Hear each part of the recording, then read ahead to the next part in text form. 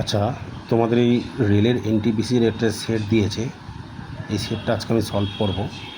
তো তোমরা ভিডিওটা দেখতে থাকবে প্রথম থেকে শেষ অবধি।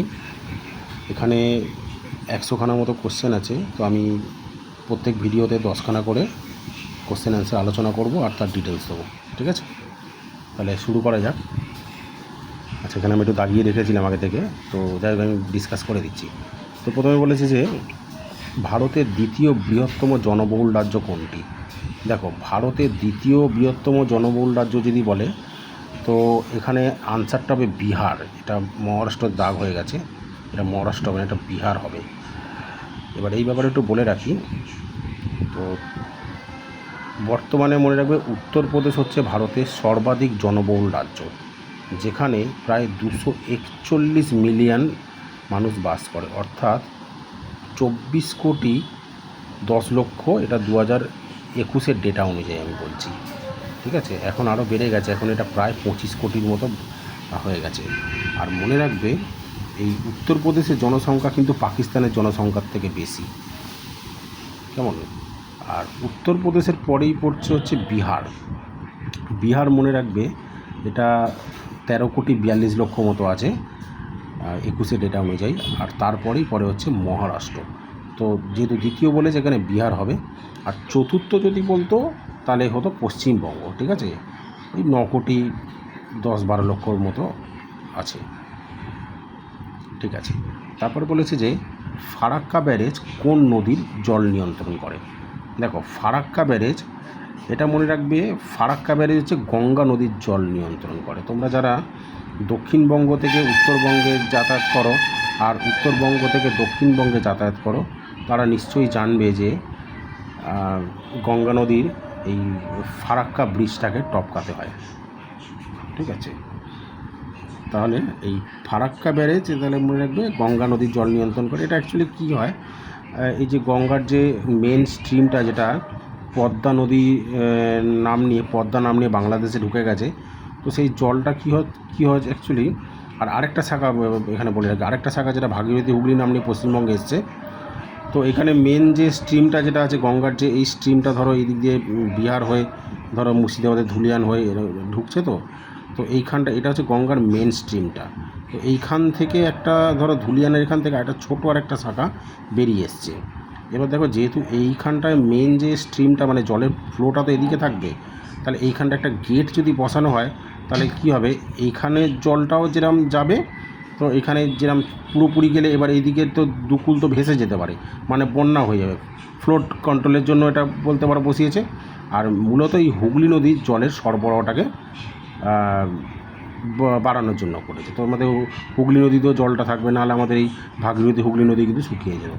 আচ্ছা, এটা মনে রাখবে 1975 সালেই ফারাক্কা ব্যারেজটা তৈরি হয়। আচ্ছা, এটা বলেছে যে আর্য সত্য কোন ধর্মের মৌল বিষয়গুলির কথা বলে? এটা মনে রাখবে বৌদ্ধ ধর্মের কথা বলে। ঠিক আছে, বৌদ্ধ ধর্মে এর 4টে অংশ, মানে এই যে আর্য সত্যের 4টে ভাগ আছে, এটা গৌতম বুদ্ধ দিয়ে গেছিলেন। তো এটা অ্যান্সারটা হবে বৌদ্ধ ধর্ম। আচ্ছা, তারপরে বলেছে যে কোন ফাইটো হরমোন সেনেসেন্সের বা ওই মানে বার্ধক্যর কথা বলে, সেনেসেন্স মানে এটাকে বার্ধক্য বলা হয়, এটার জন্য তাই। তো এটা মনে রাখবি ইথিলিন হবে অ্যান্সারটা। ঠিক আছে, ইথিলিন বা অ্যাবসিসিক অ্যাসিড। ঠিক আছে, এই ধরনের হরমোনগুলোই এই বার্ধক্য রোধের জন্য, ফাইটো হরমোন যেহেতু বলেছে, এরা দায়ী। আর ইথিলিনটা মনে রাখবে এটা একটা প্রকল্পিত একটা গ্যাসীয় হরমোন। কেমন, এই ইথিলিন দ্বারা উদ্ভিদের ফল পাকানো হয়, এটা মাথায় রাখবে। আচ্ছা, এখানে আরেকটু আমি ডিসকাস করে দিই। সাইটোকাইনিন মনে রাখবে এটাও কিন্তু একটা বার্ধক্য রোধে সাহায্য করে।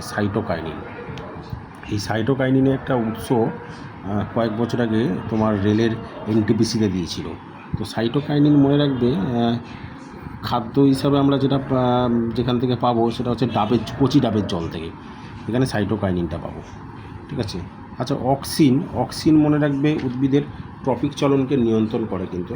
অক্সিন এটা তোমার যেমন অগ্রস্ত প্রকটতা ঘটায়, আবার গাছকে মানে মানে মানে এক কথা গাছকে চওড়াতেও বৃদ্ধি করতে কাজে লাগে। লম্বায় বাড়াতেও এই হরমোনের প্রয়োগ করা হয়, ঠিক আছে। আবার মূলকে এক জায়গায় রেখে কাণ্ডের বৃদ্ধি, সেক্ষেত্রেও অক্সিজেনের ব্যবহার আছে। তবে জিববেরেলিনের কথা, যেখানে জিববেরেলিন থেকে যেটা মেন কোশ্চেনটা আসে সেটা হলো যে উদ্ভিদের একটি নাইট্রোজেন বিন হরমোনের নাম জিজ্ঞাসা করে, তো সেটা হবে জিববেরেলিন, ঠিক আছে। আচ্ছা, জিববেরেলিন এই অক্সিজেনে মনে রাখবে, অক্সিজেনের তোমার পুট করে উদ্ভিদের বীজহীন ফল উৎপন্ন করা হয়। তো এই জিববেরেলিনও কিন্তু একবার দুজন বিজ্ঞানী মিলে জিববেরেলিন হরমোন পুট করে বীজহীন আপেল তৈরি করেছিল। তো এই জিববেরেলিন অক্সিজেন দুটোই কিন্তু বীজহীন ফল উৎপাদনে কাজে লাগে, মানে এই দুটো হরমোনকে ইউজ করা হয়। আচ্ছা, এখানে বলে যে খালি চোখে দেখা যায় এমন কোষের সাইজ হলো। দেখো, খালি চোখে দেখা যায় এমন কোষের সাইজ যদি বলে, এখানে একটু আমাদেরকে অপশানগুলোকে ধরলে একটু যদি এই অপশানগুলো আমরা জেনে থাকি এর ব্যাপারটা, তাহলে আমাদের কাছে জিনিসটা পুরো ক্লিয়ার হয়ে যাবে। দেখো, 1 মাইক্রন, 10 মাইক্রন, 100 মাইক্রন আর 1000 মাইক্রন, খুব ভালো করে বুঝবে জিনিসটা। দেখো, 1 মাইক্রন সমান 10⁻⁶ মিটার, ঠিক আছে। 1 মাইক্রন ইকুয়াল টু 10⁻⁶ মিটার। এবার দেখো, 1 মাইক্রন ইকুয়াল টু তোমার 10⁻⁶ মিটার মানে কি, এটা ইকুয়াল টু 1/10⁻⁶ মিটার। এবার এটা ইকুয়াল টু 10⁻⁶ মানে কত দাঁড়াচ্ছে, মানে 1-এর পেছনে 6টা শূন্য। এবার দেখো, 1/1-এর পেছনে 6টা শূন্য মানে তোমার 10 লক্ষ দিয়ে ভাগ হচ্ছে। এবার তুমি 1 মিটারকে যদি 10 লক্ষ দিয়ে ভাগ করো, তাহলে তুমি ভেবে নাও সেটা কত ছোট ছোট টুকরো আসবে, সেটা তুমি কোনো দিন খালি চোখে দেখতে পাবে না। তাহলে সেই অর্থে দেখো, 1 মাইক্রন কিন্তু আমরা কোনো দিনই দেখতে পাবো না। তুমি 10 মাইক্রন চলে যাও, তাকে 10 দিয়ে গুণ করো, দেখো সেটাও কিন্তু খুব বড় হবে না, অর্থাৎ সেটাও আমাদের কাছে এক প্রকার বলতে পারো অদৃশ্য। এবার দেখো, এখানে বলেছে যে কোষের সাইজ বলেছে 100 মাইক্রন। এবার 100 মাইক্রন দেখো, ওই যে এটাকে তুমি যে 100 মাইক্রন মানে এইখানে 10⁶ আছে, মানে তুমি এখানে এই যে 1/10⁶ আছে, তো এবার এটাকে তার মানে 100 মানে কত, 10⁻², অর্থাৎ 10 স্কোয়ার দিয়ে তুমি গুণ করছো। এবার আমরা সূচকের বেলায় কী জানি, পাওয়ার কী হয়, মাইনাস হয়ে যায়, তার মানে এইখানে 1/10⁴ হয়ে যাবে। তার মানে 1 মিটারকে তুমি যদি 10,000 দিয়ে ভাগ করো, 10⁴ মানে 10,000 হচ্ছে, তাহলে তুমি কিন্তু কিছুটা হলেও দেখতে পাবে। মানে 1 মিটারে 10,000 ভাগ মানে তুমি খালি চোখে দেখতে পাবে। এবার দেখো, তোমাদের মনে প্রশ্ন আসতে পারে যে তাহলে স্যার 1000 মাইক্রন তো দেখা যেতে পারে। এবার এখানে কিন্তু কোশ্চেনটা ভালো করে দেখো, এখানে বলেছে যে কোষের সাইজ, কোষ কিন্তু এই সাইজে ন্যাচারালি হয় না, ঠিক আছে। তাহলে এইটা কিন্তু ট্রিকি কোশ্চেন আছে, তার মানে এখানে আমরা 1000 মাইক্রন দিতে পারবো না, ঠিক আছে। তাহলে আমাদের এখানে নিতে হবে 100 মাইক্রনটাই অ্যান্সারে নিতে হবে, ঠিক আছে। ঠিক আছে, তারপরে এখানে বলেছে যে নলেজ ইজ পাওয়ার এর প্রবক্তাকে। দেখো, নলেজ ইজ পাওয়ার এই প্রবক্তাটা, এটা মনে রাখবে ফ্রান্সিস বেকন বলেছিলেন নলেজ ইজ পাওয়ার। এই ফ্রান্সিস বেকন কে ছিলেন, ইনি একজন ব্রিটিশ ফিলোসফার কাম সায়েন্টিস্ট ছিলেন, ঠিক আছে। ইনি বলেছিলেন যে নলেজ ইজ পাওয়ার। এছাড়া আমরা মহাত্মা গান্ধী একটা যদি ফেমাস কথা বলে, মহাত্মা গান্ধী অনেক কথাই বলেছিলেন, তো তাদের মধ্যে সবথেকে ফেমাস যেটা ছিল ডু অর ডাই, মানে করেঙ্গে ইয়া মরেঙ্গে, যেটা আমরা আজও বিভিন্ন দেখবে মানে কোনো কিছুর কে মানে পেতে গেলে বা কোনো জিনিসে মানে কঠিন লড়াইয়ে গেলে আমরা বলি যে ডু অর ডাই সিচুয়েশান, মানে করো অথবা মরো, বা করেঙ্গে ইয়া মরেঙ্গে, ঠিক আছে। এটা মহাত্মা গান্ধীর একটা ফেমাস কোটিং ছিল। আচ্ছা, তারপরে বলেছে যে আব্রাহাম লিঙ্কন। আচ্ছা, আব্রাহাম লিঙ্কনের ব্যাপারে বলে রাখি, ইনি একজন মার্কিন যুক্তরাষ্ট্রের প্রেসিডেন্ট ছিলেন। এনার জীবনটা একটু খুব চড়াই উতরাই নিয়ে জীবনটা ছিল। তো ইনি অনেকবারের প্রচেষ্টাতে ইনি কিন্তু আমেরিকার প্রেসিডেন্ট হয়েছিলেন। এবার আব্রাহাম লিঙ্কনের একটা আমি ফেমাস একটা কোটিং বলে রাখি। উনি বলেছিলেন যে, খুব ফেমাস একটা কথা, কিন্তু আমরা প্রায়শই কিন্তু এটা ডেমোক্রেসিতে আমরা ইউজ করে থাকি। উনি বলেছিলেন, democracy is a great of the people, by the people and for the people.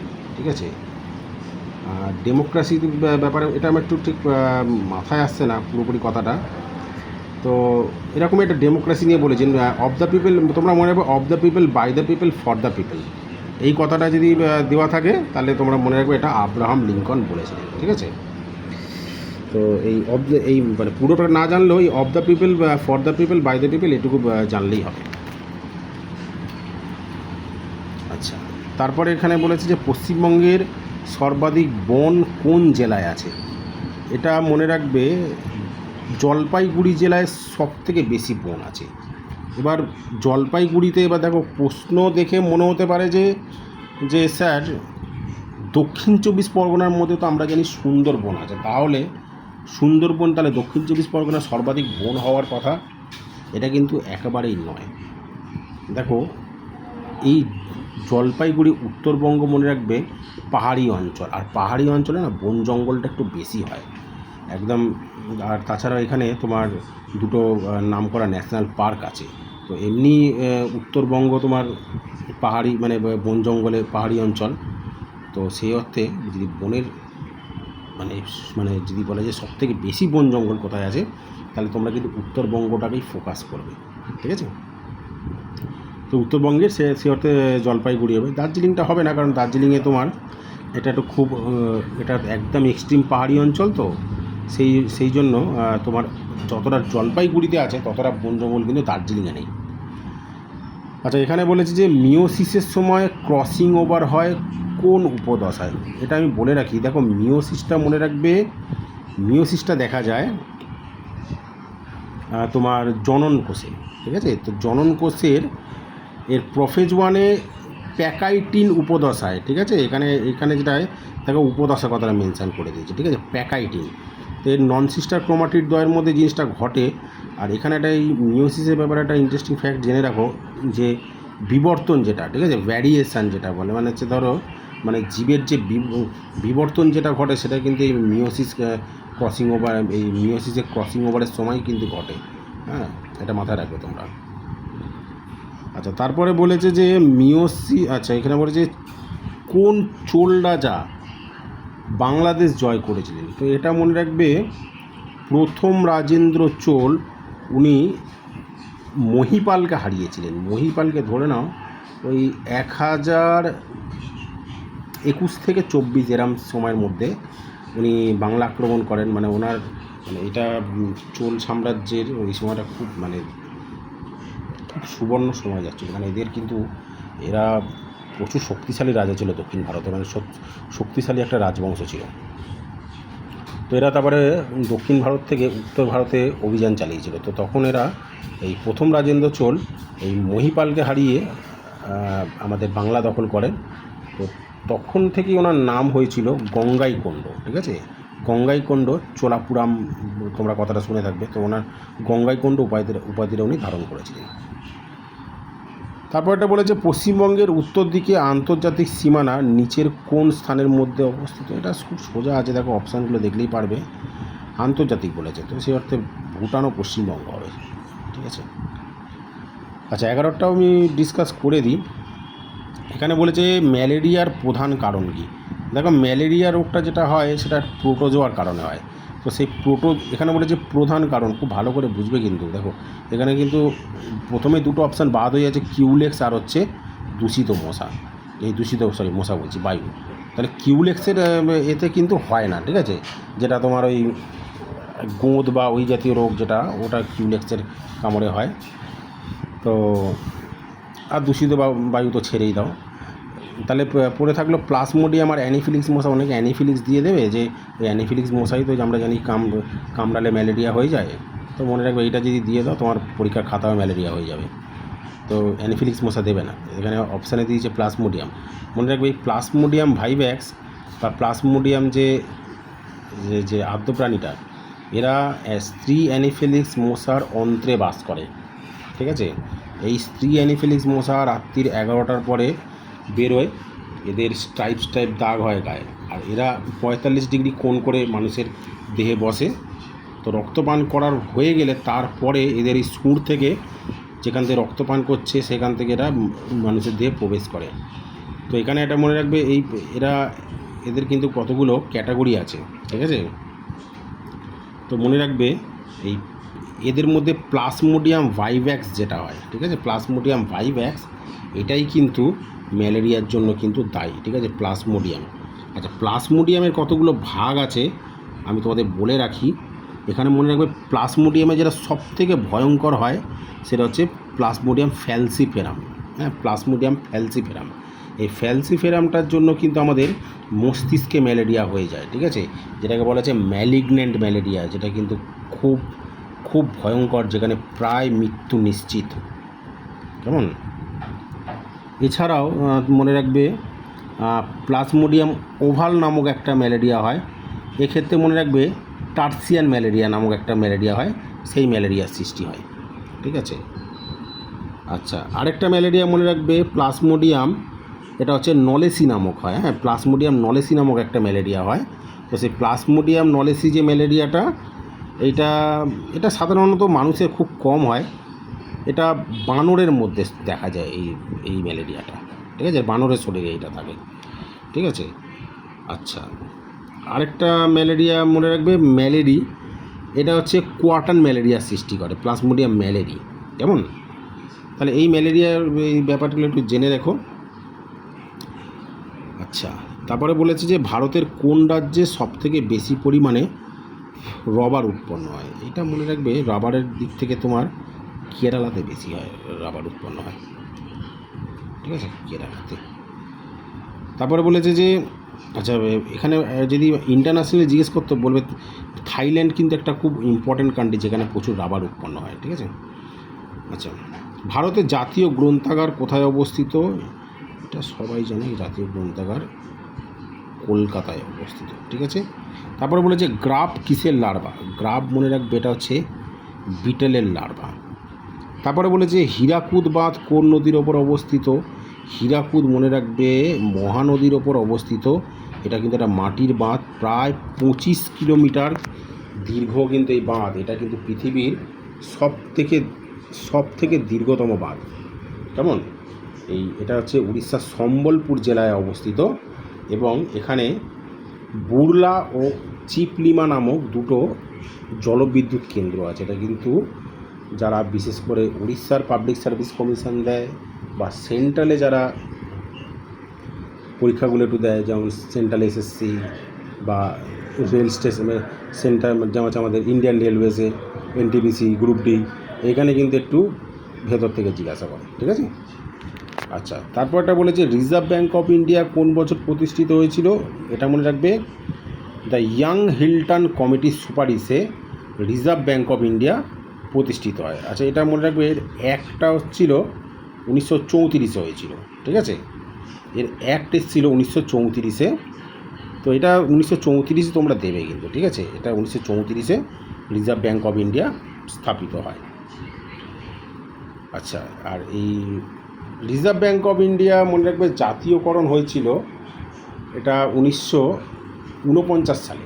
আর এই রিজার্ভ ব্যাঙ্ক অফ ইন্ডিয়ার প্রথম গভর্নর ছিলেন স্যার ওসবোর্ন স্মিথ, আর ভারতীয় গভর্নর ছিলেন সিডি দেশমুখ, ঠিক আছে। এটা তোমরা মাথায় রাখবে কিন্তু, রিজার্ভ ব্যাঙ্ক অফ ইন্ডিয়া। আচ্ছা, রিজার্ভ ব্যাঙ্ক অফ ইন্ডিয়াই কিন্তু ভারতের, এটা মনে রাখবে কেন্দ্রীয় ব্যাঙ্ক। কেন এই আরবিআই যেটা হয়, এই আরবিআই কিন্তু আমাদের ভারতের যে অর্থনীতির যে টাকা পয়সা ব্যাংকিং স্ট্যাটাসটাকে কিন্তু সম্পূর্ণরূপে রিজার্ভ ব্যাঙ্ক নিয়ন্ত্রণ করে। কেমন? তাহলে আচ্ছা, রিজার্ভ ব্যাঙ্ক অফ ইন্ডিয়া এটা হচ্ছে কত সালে? 1950। আচ্ছা, এইটা একটু দ্বারা আমার একটু ডাউট আছে হালকা। এটা না, এটা 34-এ না একটা হয়েছিল, এটা যতটা মনে হচ্ছে একটা 34-এ পাস হয়েছিল, 35-এ, হ্যাঁ এটা সরি আমি একটু ভুল বলেছি, এটা হচ্ছে 1935 হবে, এটা 34 হবে না। হ্যাঁ, 34-এ কিন্তু অ্যাক্ট হয়েছিল, একটা এসেছিলো, মানে যে অ্যাক্টের দ্বারা রিজার্ভ ব্যাঙ্কটা বানানো হয়েছিল সেই অ্যাক্টটাও 34 এসেছিলো, আর 35-এ এটা স্থাপনকাল ছিল এটা, ঠিক আছে। তারপরে বলেছে কার্সিনোমা নামক ক্যান্সার এর উৎপত্তি হয় কোথায়? আচ্ছা, কার্সিনোমা নামক যে ক্যান্সারটা উৎপত্তি হয় এটা মনে রাখবে আবরণী কলাতে, ঠিক আছে, বিভিন্ন আবরণী কলা যেগুলো থাকে, মানে ধরো হচ্ছে প্লুরা আছে, বা আমাদের যে স্কিন আছে, বা যে সমস্ত আমাদের অঙ্গ প্রত্যঙ্গর যে আবরণ আছে, সেই আবরণের মধ্যে কিন্তু এক ধরনের ক্যান্সার সৃষ্টি হয়। সেই যে কার্সিনোজেনটা যেটা বলেছে, এখানে বলেছে কার্সিনোমা। আর আচ্ছা, এখানে কার্সিনোজেন থেকে একটা কথা, কার্সিনোমা বলছে, এই কার্সিনোমা থেকে একটা কথা আছে কার্সিনোজেন। তো কার্সিনোজেনটা মনে রাখবে, যে সমস্ত যৌগগুলো ক্যান্সার সৃষ্টির জন্য দায়ী তাদেরকে কার্সিনোজেন বলা হয়, ঠিক আছে। আচ্ছা, তাহলে এই 17টা আমি তোমাদের আজকে দিয়ে রাখলাম, কারণ ভিডিওটা অনেক লং হয়ে যাচ্ছে, ঠিক আছে। তা আমি 17 থেকে এরপরে আরও ওই 17-18টা ডিসকাস করে দেবো। তো ভিডিওটা যদি তোমরা প্রথম থেকে শেষ অবধি দেখে থাকো, তাহলে একটু লাইক করে দিও, আর নিজের বন্ধুদের মধ্যে শেয়ার করে দাও। আর তোমাদের কোন কোন বিষয়ে ক্লাস চাই আমাকে একটু কমেন্টে মেনশান করো। আর তোমরা বেশি বেশি করে ভিডিওটা দেখো, ছড়িয়ে দাও। যদি তোমরা দেখো তাহলেই কিন্তু আমি ভিডিওটা বানানোর মানে মোটিভেশনটা পাবো। আমি আরও তোমাদের এক্সট্রা ডিটেল ফ্যাক্ট দিতে থাকবো, ঠিক আছে।